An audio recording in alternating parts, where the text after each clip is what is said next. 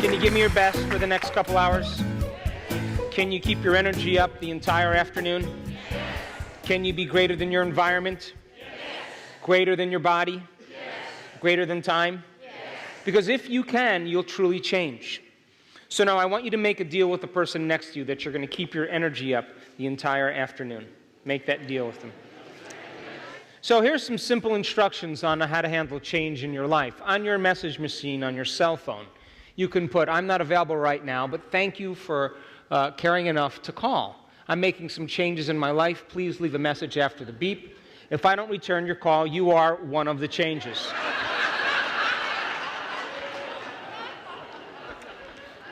So, knowledge is the precursor to experience. The more knowledge you have, the more prepared you are for an experience. All of the information that we talked about today is a language to help you understand exactly the process of transformation and the process of creation. And so we packed a lot of content in the morning session, and I have a few more concepts to develop before we get into the practicum. Okay? So, we all have had experiences in our life that have branded us emotionally. And when we're children, we have events that occur. We can't quite figure out why they occur. And with children, most of our attention when we're children is in our inner world, on how we feel. And so when we have events that take place in our life, they alter us emotionally, and we begin to pay attention to what caused it outside of us. And if we have caregivers and people that take care of us who are acting in conflicting ways, it changes us biologically. And because we don't really have any analytical facilities to process what happens, it just kind of encodes into our subconscious system. You with me? So then we have these events that occur in our life, and we have these feelings, and what we do is we spend a lot of our life putting all of our attention on our outer world. We start to develop relationships with friends, we move to different places, we go to college, we go to high school, we buy things, we get married, we get divorced, we get married again, you buy more things, all of that stuff happens. And what occurs is that we spend a lot of our time creating an identity by identifying with things in our external world. You get the idea? And the external world is made up of people you know and things that you own and places that you've lived and places you're going to go and experiences that you've had. And so when you meet someone for the first time, you shake their hand and you say, what's your name? Kay, I'm Joe. Hey, where are you from? Austin. Austin. You were born and raised in Austin? No, I was born in Los Alamos. Los Alamos. I have friends in Los Alamos. So people. And then, were you at that wedding in Los Alamos 2 years ago? Say yes. Yes. Oh, you were at the wedding. I was at that wedding too. And you own those things? I do. I own those things too. Really? Yeah. And you've had those experiences? I've had those experiences also. So if we share the same experiences, we share the same emotions and feelings. And if we share the same emotions and feelings, we share the same energy, because emotions are energy in motion. So we begin to bond by a field of information beyond space and time. And so now we are connected because we can relate with each other. And as long as you don't change, everything's going to be great. Right? So then we have this gap that begins to form. This is who we really are inside. This is how we really feel.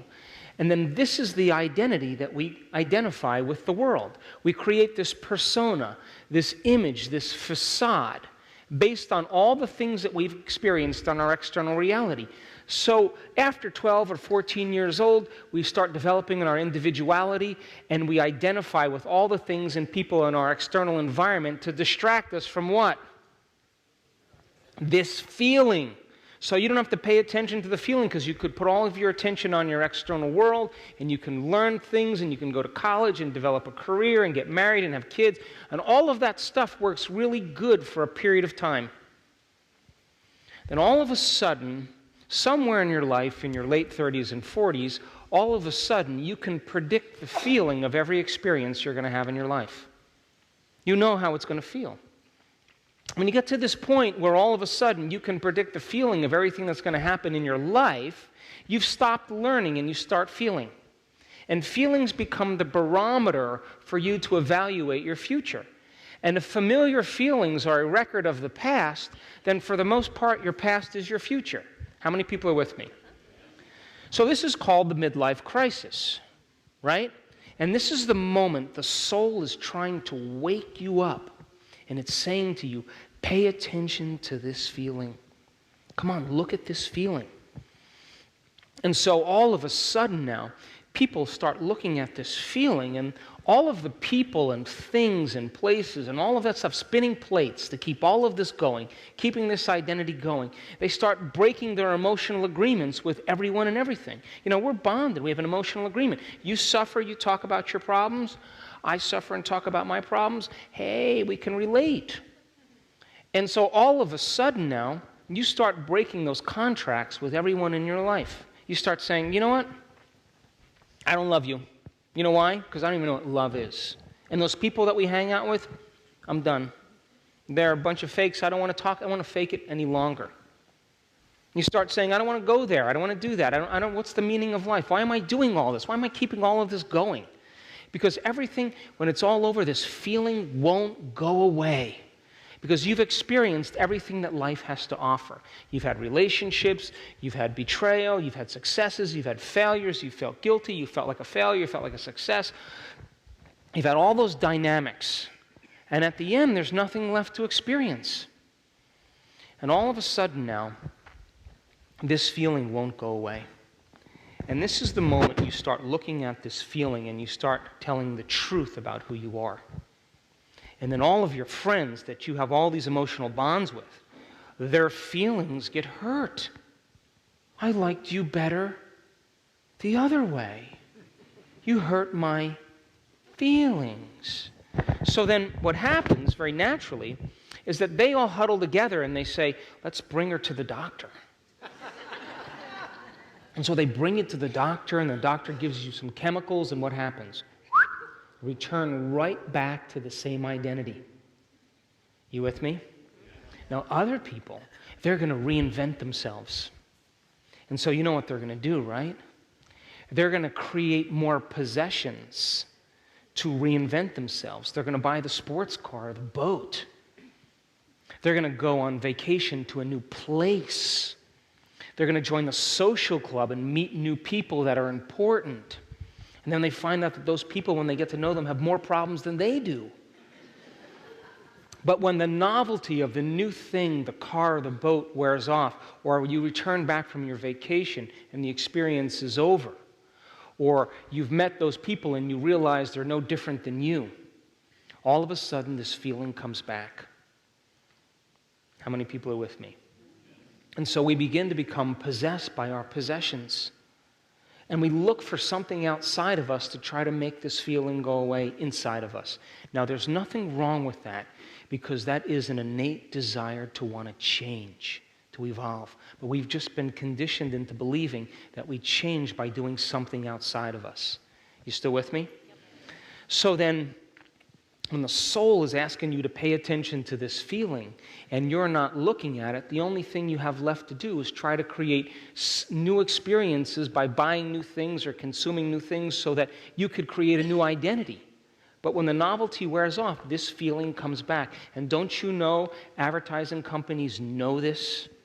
And they say to you, wear your hair this way, drink this beer, drive this car.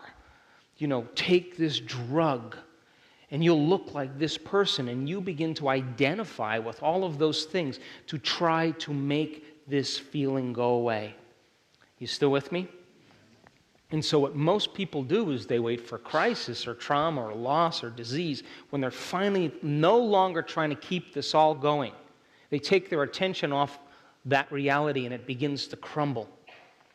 And everybody thinks they're losing their mind. And they are.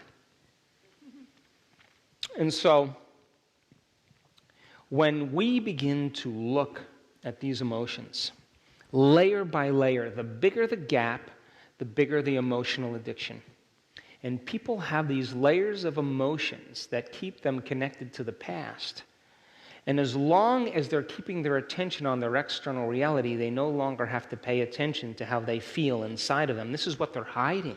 They don't want anybody to know there's emptiness or there's sadness or there's pain in there. They want to create the persona that everything's okay and everybody's doing the same thing. You with me?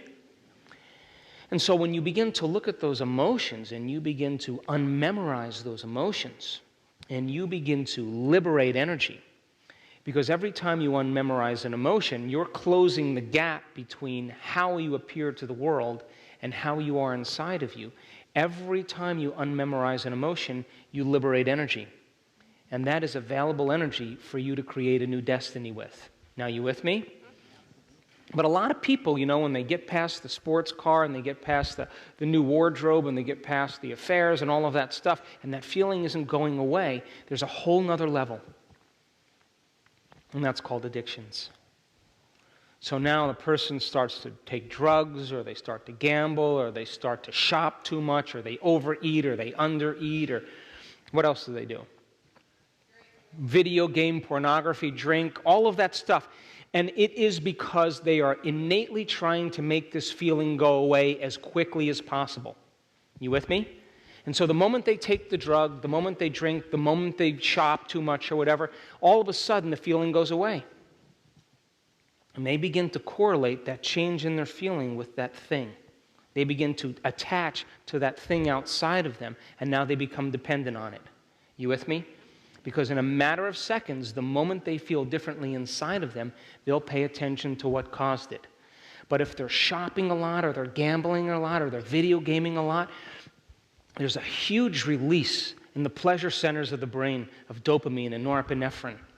And that release of those pleasure chemicals begins to desensitize the receptor sites in the brain. So the next time they shop, if they spent $5,000, now they have to spend $7,000 to make the feeling go away, because the receptor sites keep recalibrating to a higher and higher level and beginning to broaden the gap more and more. So it always takes a little bit more the next time. How many people are with me? Sounds like an addiction to me, doesn't it?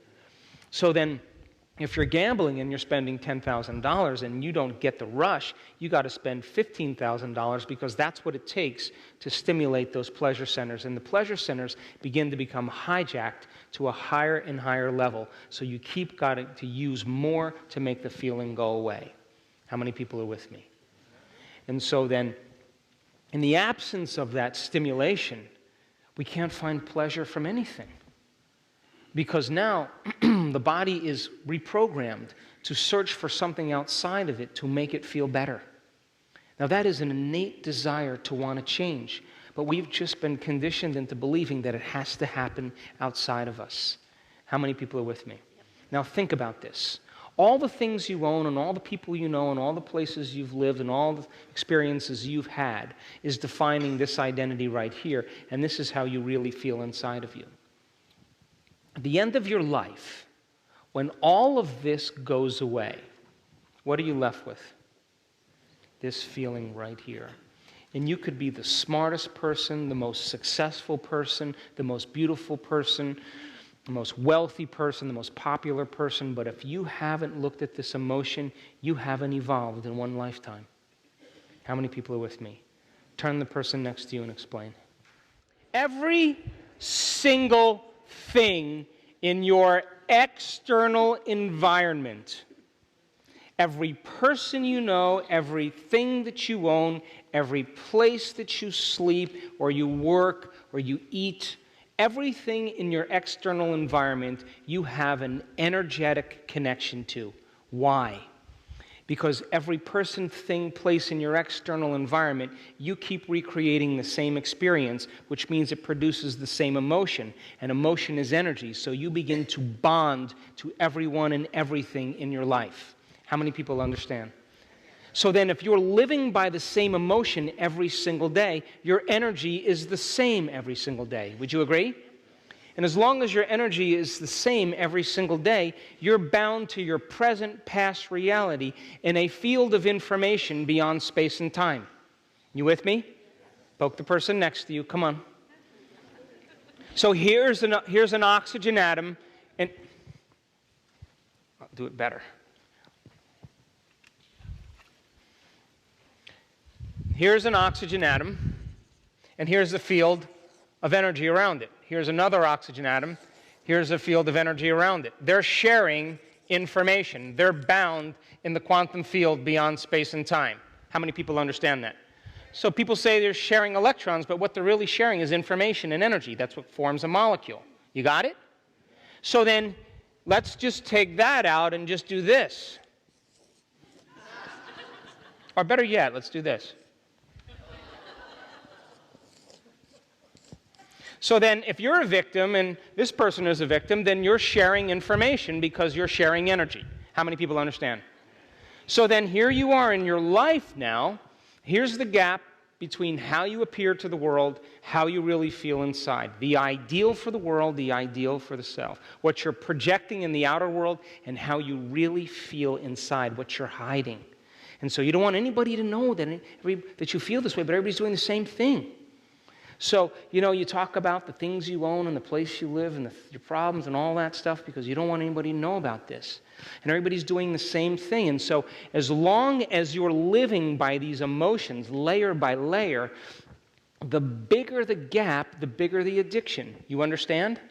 And when you begin to look at these emotions and you begin to unmemorize them and you begin to look at how you think when you feel that way, how you act and what choices you make driven by that emotion, now you're beginning to unmemorize those emotions. And as you begin to unmemorize those emotions, layer by layer, you close the gap between how you appear to the world and how you really feel inside. And ultimately, every time you unmemorize an emotion, you liberate energy. And now you go from particle to wave, and you have available energy to design a new destiny. You go from matter to energy. How many people understand?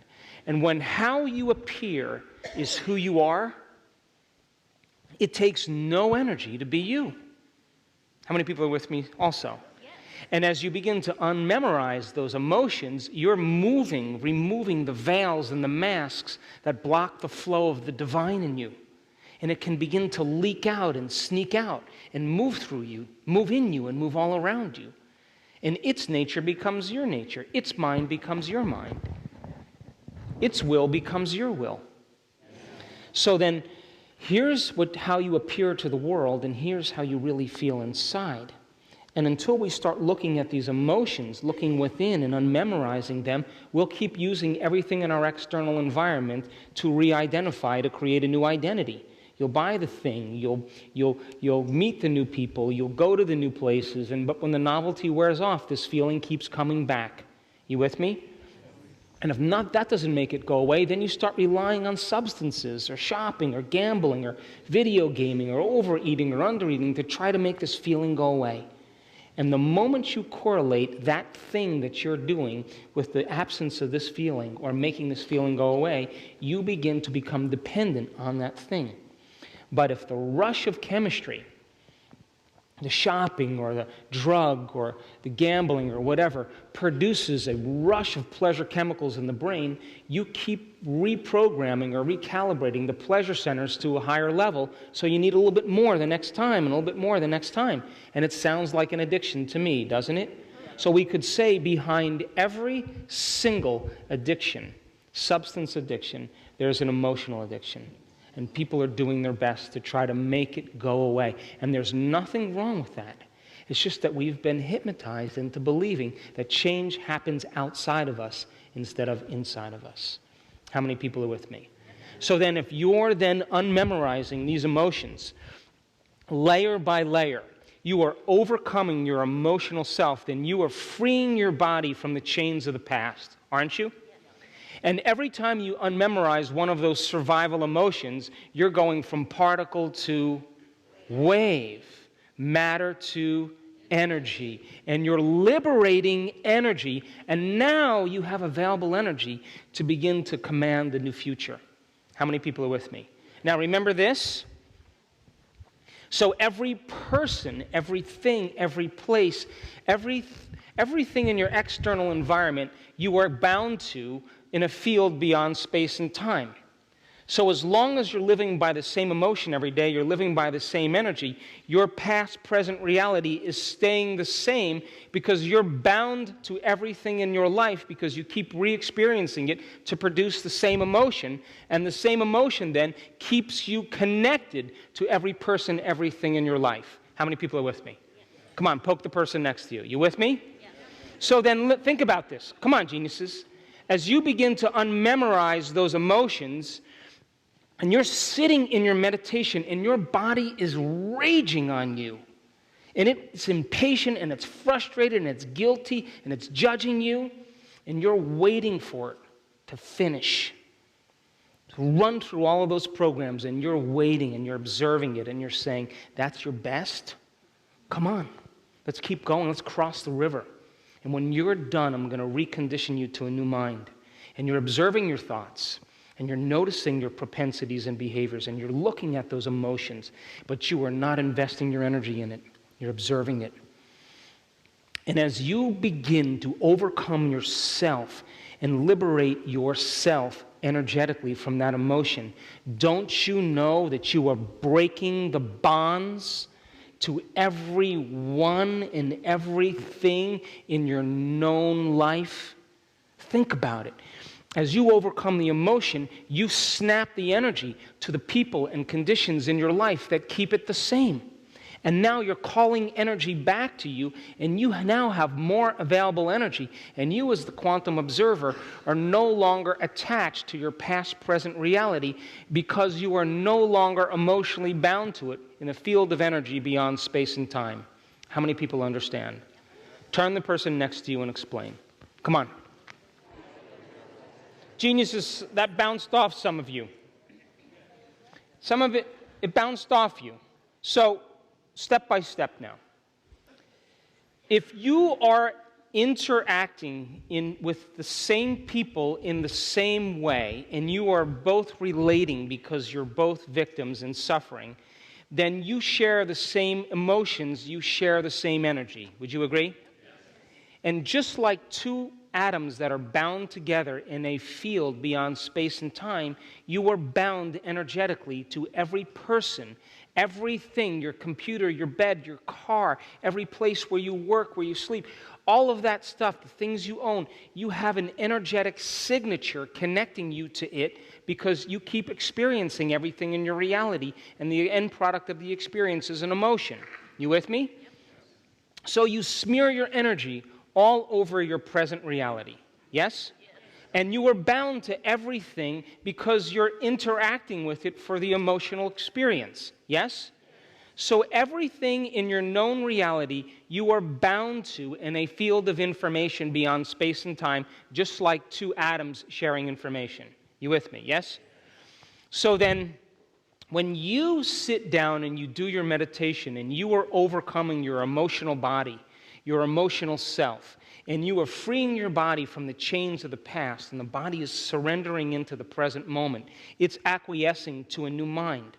As you do that, and you overcome that emotional self, you are breaking the bonds to all the people and places and conditions in your life that keep reaffirming the same reality. And you are calling energy back to you, and that's available energy for you to design a new destiny with. How many people understand that now? So then, let's talk about the antithesis of that. Let's say you don't overcome your emotional self, okay? And you have an addiction to an emotion, and you're using all the people in your life to reaffirm your emotional addiction so that you can feel something, that rush of energy. You with me? Yes. Come on, you with me? Yes. So then, what's your definition of an addiction? Isn't it something you can't stop? So if you were angry or sad or frustrated, and I said, oh, I know you're really angry, but listen, what I really want you to do is just stop right now. Just stop. What would you say to me? I don't know how. You'd say, I can tell you all the reasons why I am this way.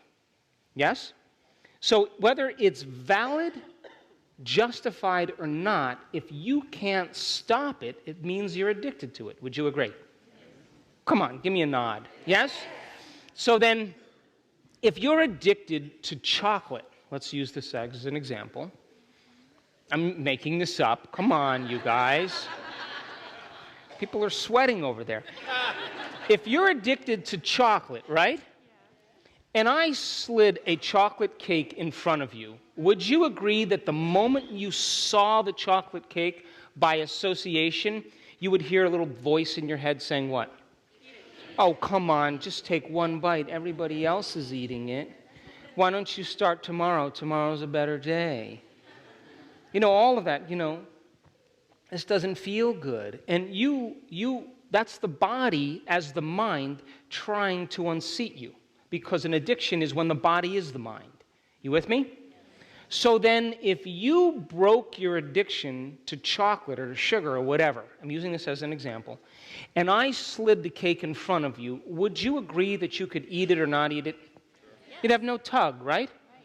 But when you are addicted to it, the moment you see it by association, your body physiologically, chemically, subconsciously, automatically returns to the old state.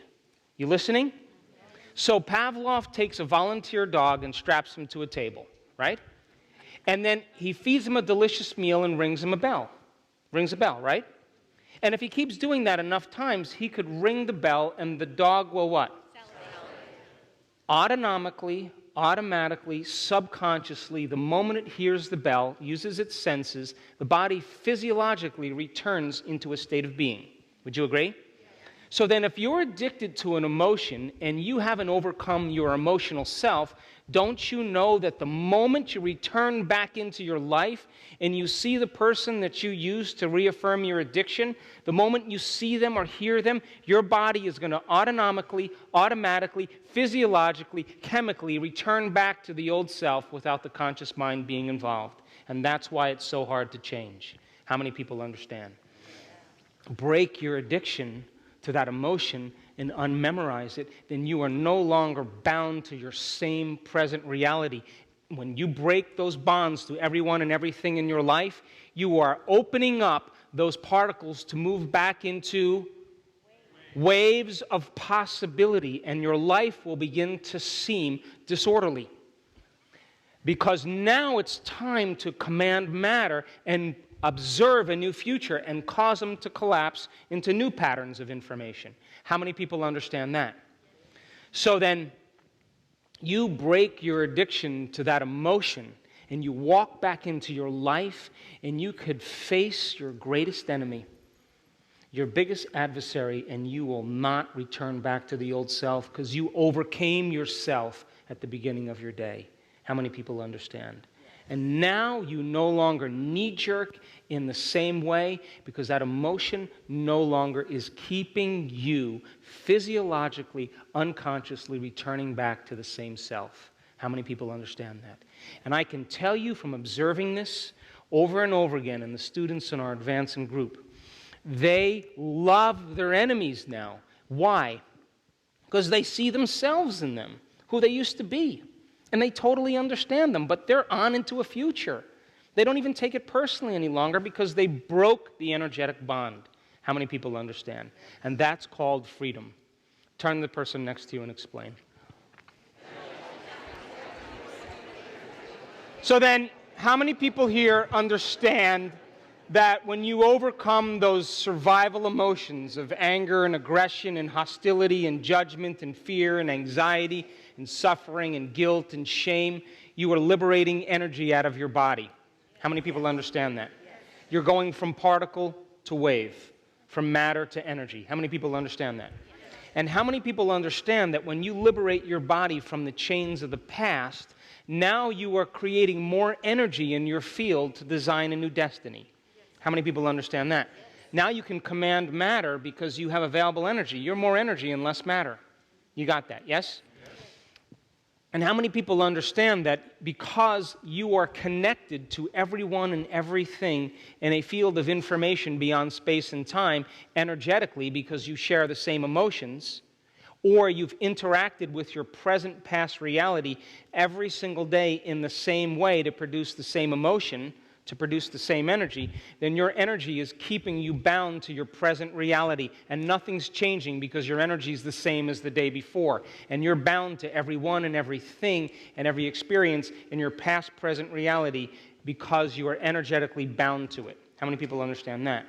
So then if you break free from that emotion, what does it take for two atoms that are bound together to form a molecule to separate? What does it take?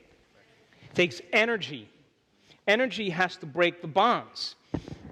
So as you begin to break the bond by changing your energy, you are breaking your bonds to everything, every person in your present reality, and you're causing your reality that's frozen into the same patterns of information called particles to turn back into possibility.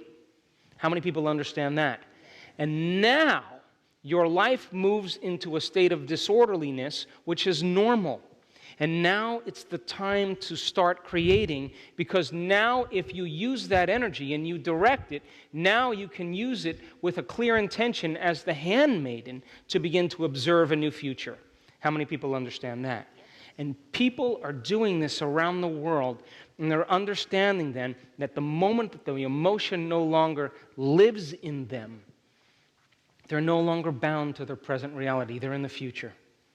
And they can walk back into their life, and they are not seduced emotionally by the problems and conditions in their life because they overcame themselves to no longer be bound by it. And they don't physiologically, autonomically, automatically, subconsciously, like Pavlov's dog, by association, return back to the old state of being because that emotion no longer exists in them because they're no longer addicted to it. How many people understand?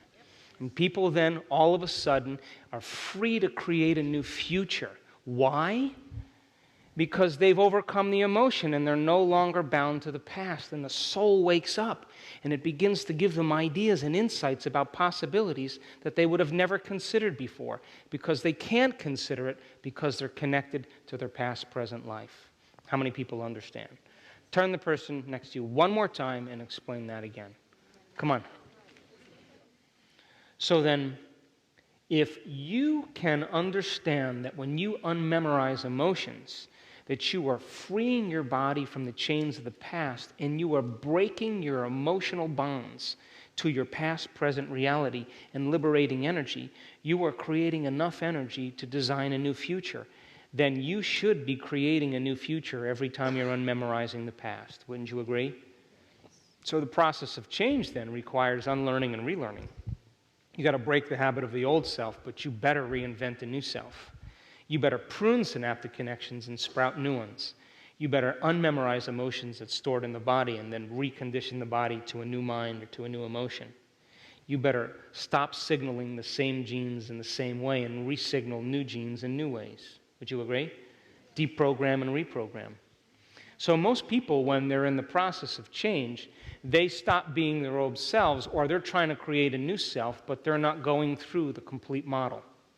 So then if you're going to make changes in your life, and you've all done this, have you ever noticed when you decided to make a change, you didn't want to see anybody? You didn't want to go anywhere and do anything? You wanted to kind of sit down and start thinking about what you no longer were going to do?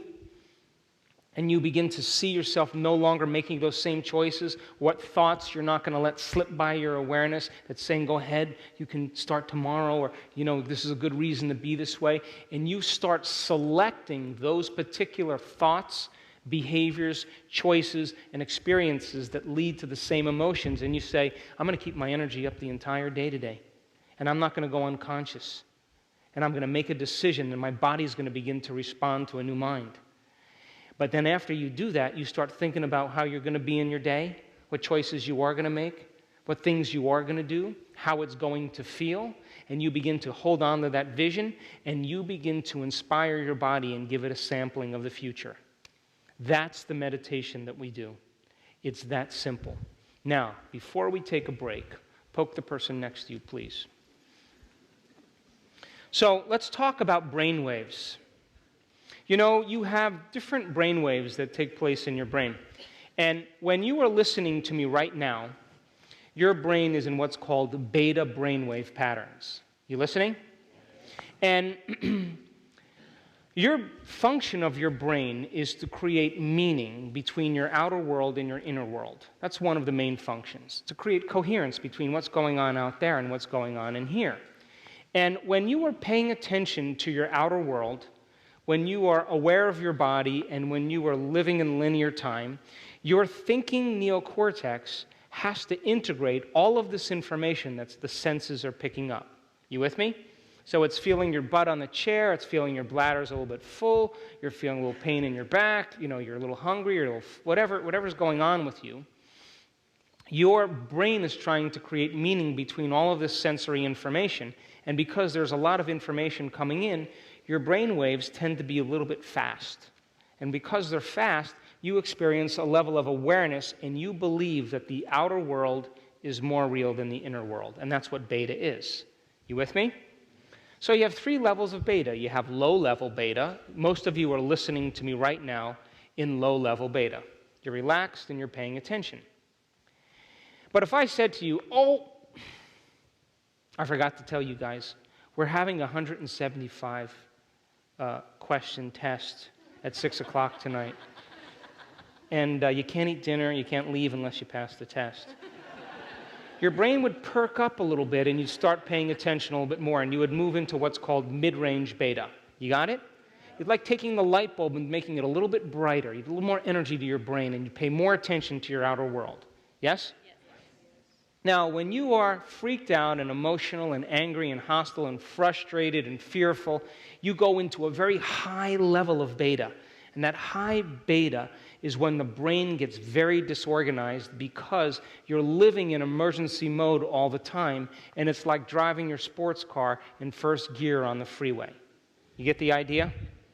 Now, when you close your eyes and you eliminate the external environment, and you're no longer picking up data from your outer world, and you're no longer hearing sounds, and you're no longer moving your body and feeling things through experience, there's less stimulation to your brain, and so your brain waves naturally do what? Slow down. And when they slow down, your brain starts to go into what's called alpha. You get the idea? Come on. So in alpha, the inner world starts getting more real than the outer world. It's the imaginary world. You got it? Now, you naturally go between beta and alpha all day long. You got it? So I'm watching all of you, and this is how I know whether you're paying attention and you're getting this information. I develop a concept or an idea, you're all listening in beta, and then you go like this. Well, what are you doing? You're making the inner picture more real than the outer world. And I disappear for a second, and the moment you attend to that thought, your brain is consolidating that information neurologically. You got it?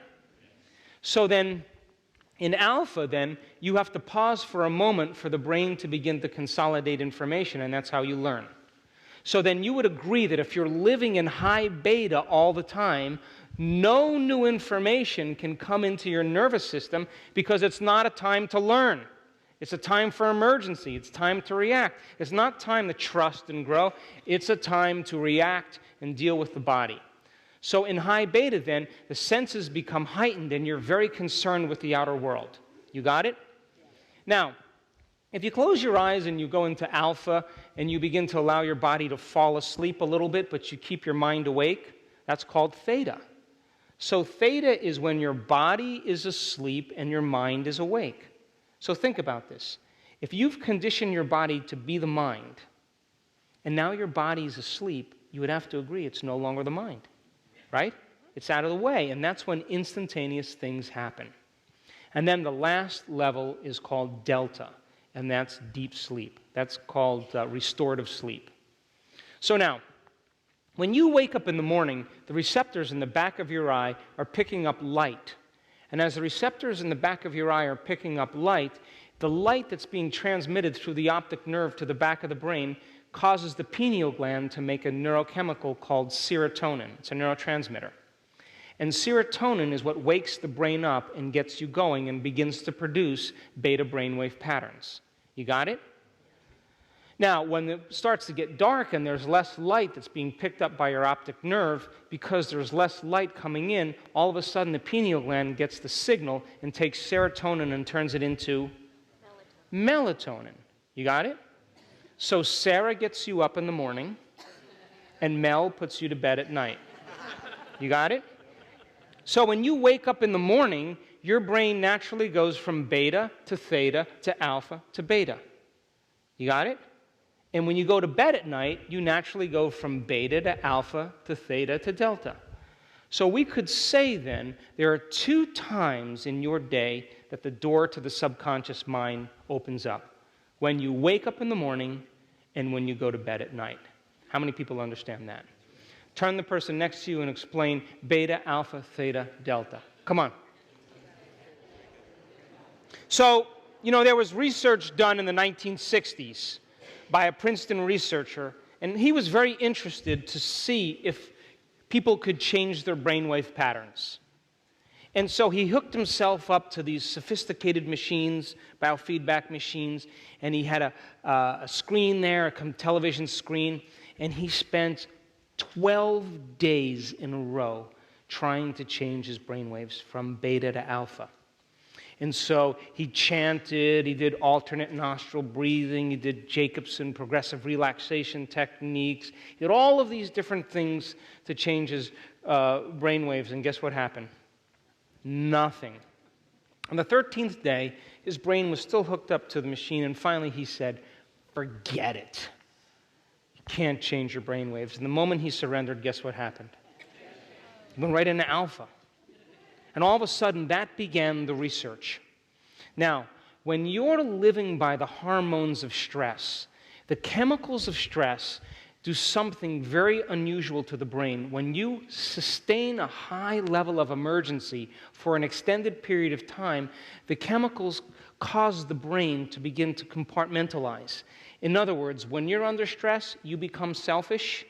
It's all about the self. Your brain all of a sudden gets very selfish. Different communities of neurons are no longer communicating with other communities. Neighborhoods are no longer joining and sharing information. The brain becomes very divided.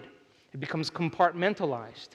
And in high beta then, for an extended period of time, if you were to look at the brainwave patterns on an electroencephalogram create very incoherent messages.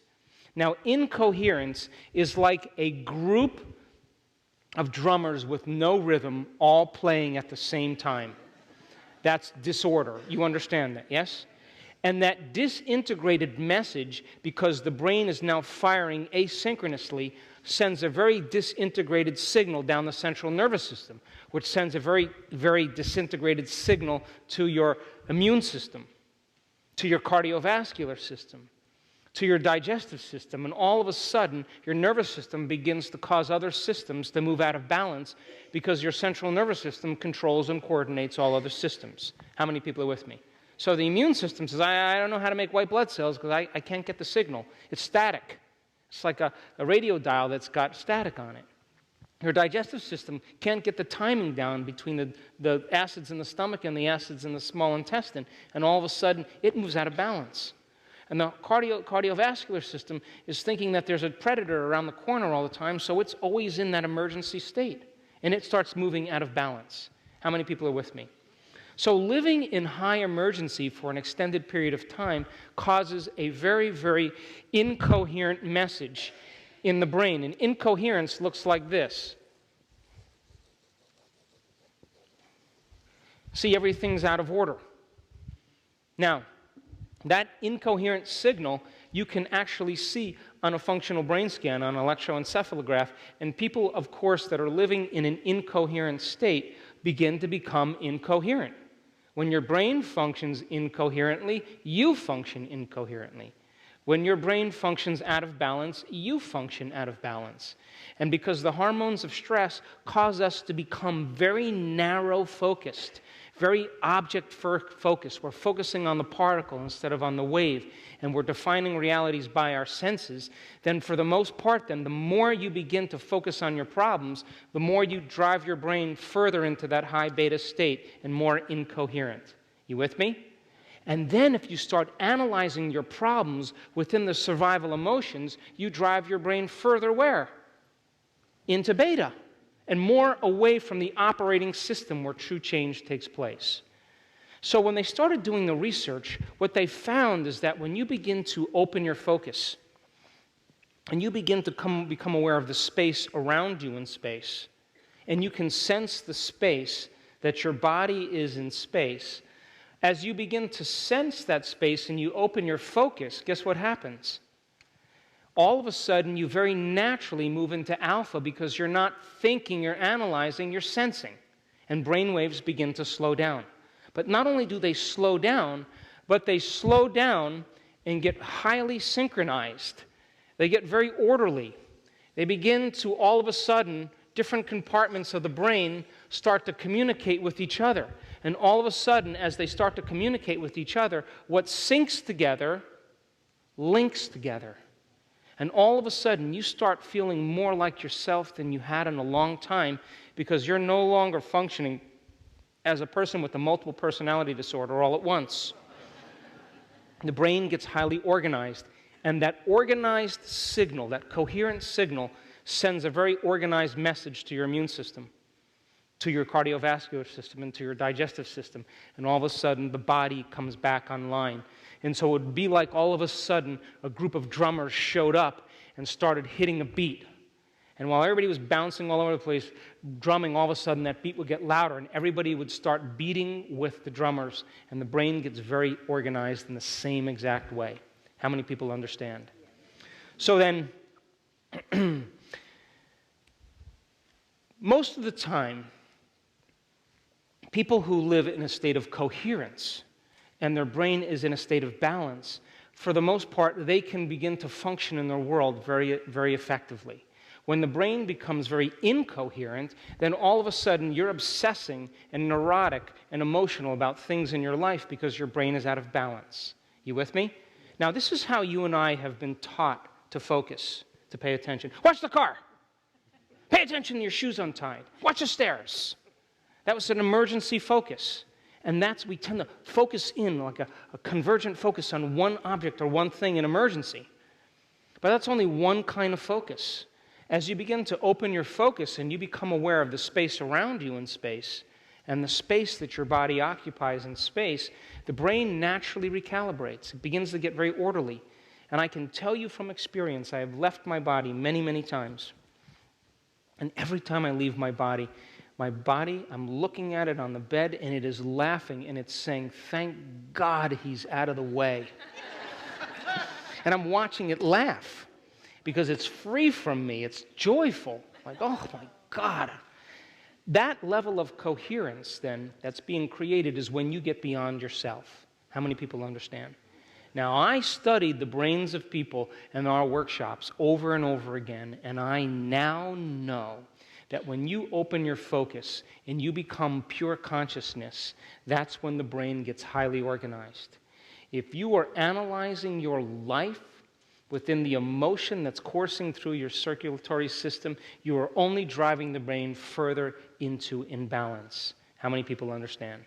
Now, can we have the screen up for a second? And lower the lights, please.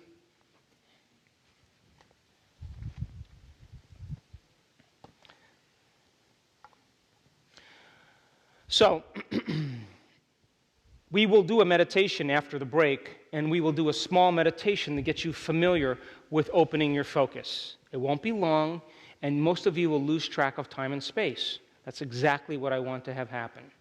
Now, so take a look at this chart here. For the first 2 years of life, a baby's brain is functioning in delta, which is about 0.5 to 4 cycles per second. Between the ages of 2 and 6, the brainwave patterns pick up into theta, between 4 and 8 cycles per second.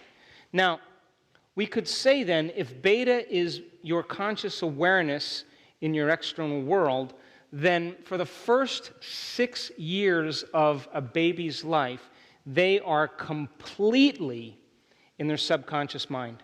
And all of the information that's coming in is coming in unencoded because they have no analytical facilities to be able to process it. So whatever the child hears or experiences takes as reality.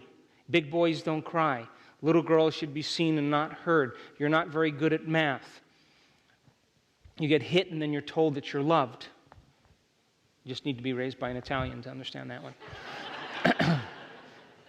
So the first 6 years of your life, all of the attention is on the inner world because that's where the child's brainwave patterns are. You understand? Now, between the ages of 6 and 12, a child's brainwave patterns begin to pick up. And the child now is beginning to develop some analytical facilities because it's beginning to learn the laws of the land. And so, as the child begins to put her finger in the light socket, and she begins to experience pain, all of a sudden she notices a change in her internal chemistry, and she opens her eyes through her senses, and she looks to see what it is. And as she continues to put her attention on her outer environment, her brain waves begin to change. How many people understand? Yes? So then, as the child's brainwaves begin to change and it moves into alpha, they begin to develop their analytical facilities, and the child in alpha is in the imaginary world. And that's why you can tell a child at 7 or 9 years old to act like a rabbit, and then it's 4 o'clock in the afternoon and you're stepping over her because she's still a rabbit. You tell an adult, act like a rabbit, and they're like, okay, what do we do now? Because they're in beta. Do you understand? So somewhere between the ages of 6 and 12, that analytical mind begins to form, and this is where children begin to figure it out. They start to realize, their parents aren't as cool as they think they are. And this is where they begin to figure out that there may not be a Santa Claus. My oldest son is 25 years old. He's got a master's in engineering. He's very mathematical. From the time he was little, he was always calculating stuff. And I was sitting on the porch swing by the garden, and he came out, and he said, can I talk to you? He was like 9 years old. I'm like, yeah, what's up? He's like, I've been thinking a lot about Santa Claus. And I know there's 6.2 billion people on the planet. And I know that everybody's not into Santa, but, let's just say a third of those people are Christians, so, that's 2 billion people. And when I do the math, there's no way that Santa can get to every single house in that amount of time.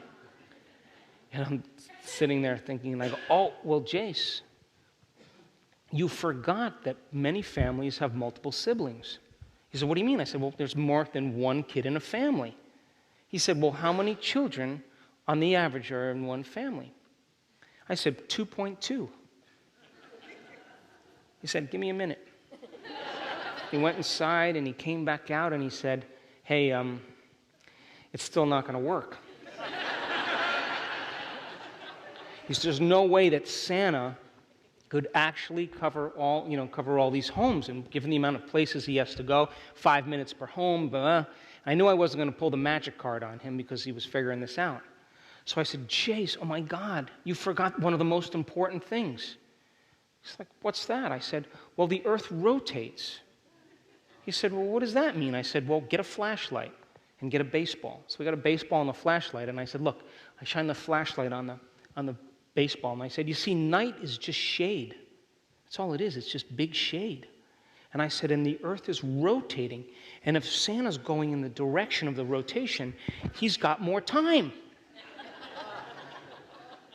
And he looked at me for like about a minute without saying anything, and then he said, how fast does the earth rotate? And I said, 26,000 miles an hour. He said, there's no Santa Claus. I said, don't you tell your brother and sister. So children begin to figure it out. Because they begin to develop their analytical facilities. You understand what an analytical facility is? You have to learn the laws of the land, and you have to analyze to determine your past against your future. You got it? And that's how you learn. Now, above the ages of 12, most people spend the majority of their time in low-level beta. If you're sitting around and reading a book, you're in low-level beta. If you got to get tested on that book, you're going to move into mid-range beta. Now, check this out. Look what happens when you're in high-range beta. It is twice as high as mid-range beta. Now the brain is in a high arousal state. It's in hyperactivity. It is imbalanced. It's incoherent. And no information can come into the nervous system that isn't equal to that emotion. In other words, it's not a time to pause and consolidate information. It's time to run. You get the idea? So then, people who live in this high beta state, they take drugs and they drink alcohol to do what? To sedate their body, to bring themselves down into a lower level of beta. So the whole purpose then is to go into these lower levels in alpha and theta. That's when you enter into the operating system of the subconscious. That's when you begin to reprogram. So then, if you're emotional, and I saw this in our research, and you are frustrated and impatient, what level of brainwave patterns are you in? High beta. And if you're sitting there frustrated and emotional, and you're analyzing your life and trying to figure out the reason why you're frustrated and impatient, you're driving your brain further into high beta. And you will not listen or believe in anything that isn't equal to that emotion. In other words, you'll auto-suggest to yourself thoughts equal to that emotion, which means you won't be open to thoughts that aren't equal to that emotion. How many people understand? Yes? So then, let's say that the circle represents your mind. And when you're born, you're totally subconscious mind. And you learn by these positive and negative identifications and associations that give rise to habits and behaviors. Now, a good example of a positive identification is when you're hungry as a child and you cry out and you get fed. You with me?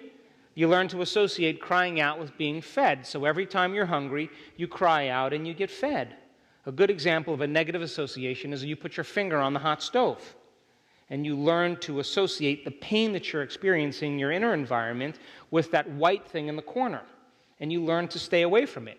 So these positive and negative identifications give rise to what we call habits and behaviors. You with me? And because the first 6 years of life, the brain is in theta and delta, for the most part, we're born in our subconscious mind. You got that, yes?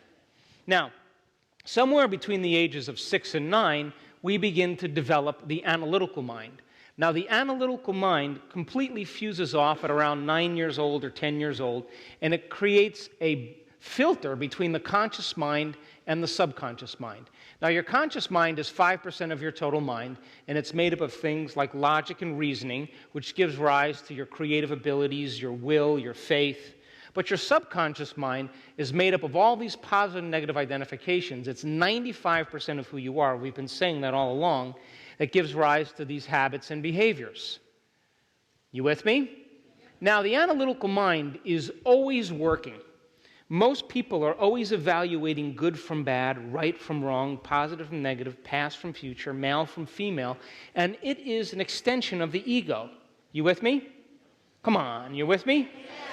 So then, your ego then, when it's in check, does something very important and very valuable. It takes care of the body. So if you're hiking along a cliff and it's a 1,000-foot drop, your ego will say, step back away from the cliff.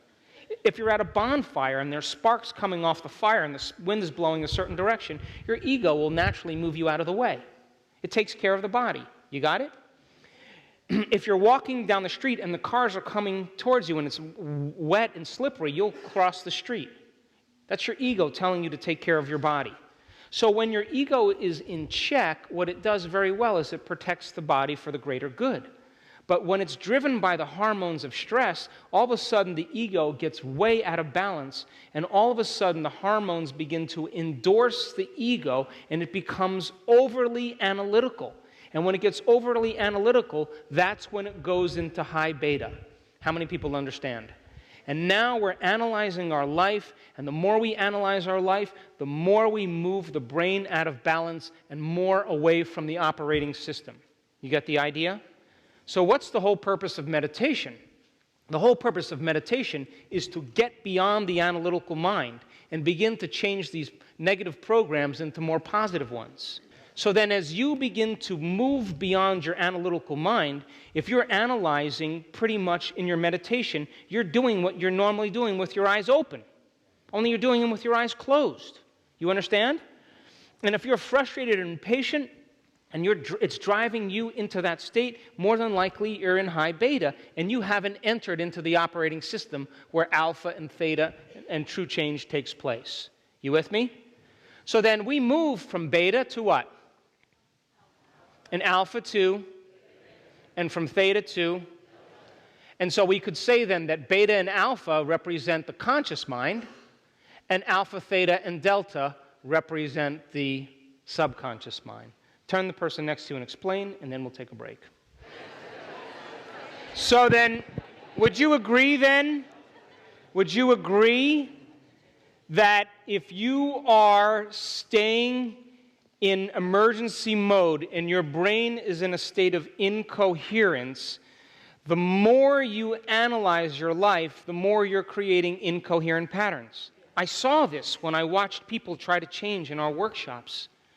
And when they opened their focus and they got beyond their body, they got beyond their face, their hairstyle, their wardrobe, their gender, when they got beyond the things they owned in their life, their profession, when they got beyond the color of their skin, when they got beyond the place they live and got beyond the place they were sitting and got beyond time, is the moment they became pure consciousness, and the brain all of a sudden got very organized. It got very coherent, and all of a sudden I started to see this. And different compartments of the brain started to talk to each other. They started to unify. They started to work together, and the person started to feel more whole. So then, if you're functioning in a high level of beta then, don't you agree then you're believing the outer world is more real than the inner world? And if those hormones are addictive, do you think you're going to want to close your eyes? You think it's a time to close your eyes and create? Your body's believing there's a predator around the corner. And people won't want to close their eyes and go within because they're believing that out there is more real because the emotions are driving that. How many people understand? And this is why it's so difficult for people to believe in the inner world. Because if you watch the news and you watch the competitive sports and you watch all of that stuff, that soap operas or whatever people do, all of that is to convince you that that is all real. And if you're living in fear, you don't want to close your eyes and go within because you would be empowered then, wouldn't you? And you would be creating then, wouldn't you? So then if you're living in high beta then, it's an emergency place, and most people will not want to change their brainwave patterns because they believe the intelligence of the body is believing that it's not a time to trust. It's not a time to go within. It's not a time to create. If you close your eyes, something could happen to you because in antiquity, you wanted to be aware of your environment. How many people understand? So then, in the process of meditation then, when your body is been conditioned emotionally and you have problems in your environment, that is the time to go within. How many people understand that? That is the time to step into the river. And when everything's going on in your life, as you temper those emotions and you connect to the divine and you have an internal experience that is more real than the external experience, guess what's going to happen? It's going to turn into a mood.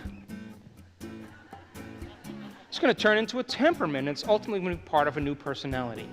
How many people understand?